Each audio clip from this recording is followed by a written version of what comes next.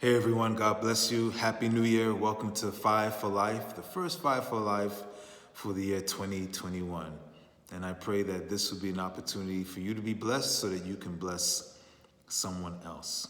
It's a new year, and many of us walk into a new year really carrying some of the old baggage from the previous year.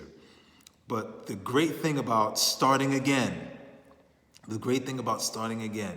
is the renewed hope, the renewed vitality, the renewed sense of purpose, a renewed sense of dedication, or maybe a sense of a need for dedication, and just a new optimism that this year will be a better year than the one that previously was. Now, when we're talking about 2020, it's not going to be that hard to upgrade that year. That year was a tough one.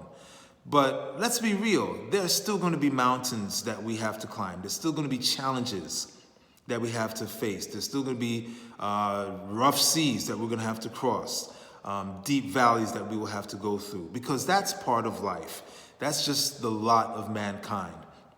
But the power of starting over again is this hope of better times, this hope of greater successes, this hope of increased strength, this hope of freshly gathered wisdom. All of that is encompassed in the joy and the expectation of the new year. Now, in the old Israelite economy, there was supposed to be this year called the Year of Jubilee. Every 7 days was a day of rest, the Sabbath. Every 7 years, the land was supposed to rest so that the soil could relax and breathe, and God had promised that the produce of the previous year would be so abundant that people would be able to live off of that and allow the land to rest on that 7th year. And every 7 of sevens, every 49th year, in the 50th year, there would be a year of Jubilee. Lots of celebrating and lots of joy. But why was the celebration? Why was it joy? Is it just because it was a party year?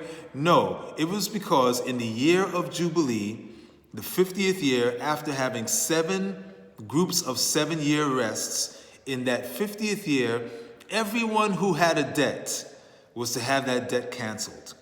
Everyone who was bound to servitude in some kind of way was to be set free. It was a reset. It was a start over point for the people of Israel. And everyone in the community was given a chance to start over. Sadly, I don't think Scripture ever records Israel celebrating or observing that year of Jubilee. But when Christ came, and he said that the Lord has anointed me to preach the acceptable year of the Lord, he came to set us free. We owe him a sin debt that we cannot pay. Only God is holy. Only God is righteous. But when he sent Jesus to come to this earth, to live among us, to die a death that we could not die, to pay a debt that we could not pay, and to come from the grave victorious, he allowed us the reset, the fresh start, the clean slate in the eyes of God. And now we can come into God's presence, not facing his condemning scowl, but facing his smile of approval because of the ministry of his son. And this year, as we head into 2021, which, to be honest, is untried, we have no guarantee that it will be better or worse than the previous year.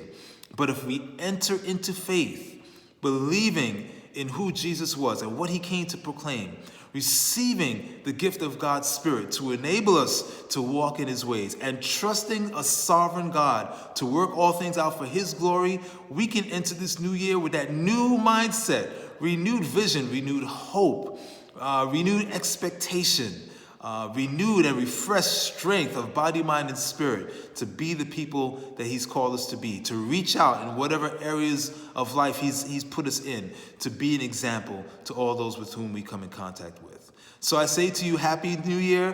Please don't be discouraged. Hit the reset button.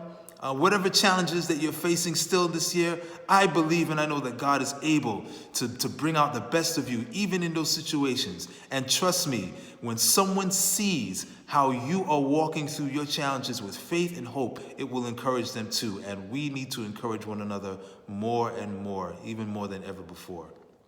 So have a great year. Go with God. Be hopeful. It's the year of your Jubilee. Freedom has come to all those who would believe. God bless you. I'll see you next time on Fight for Life.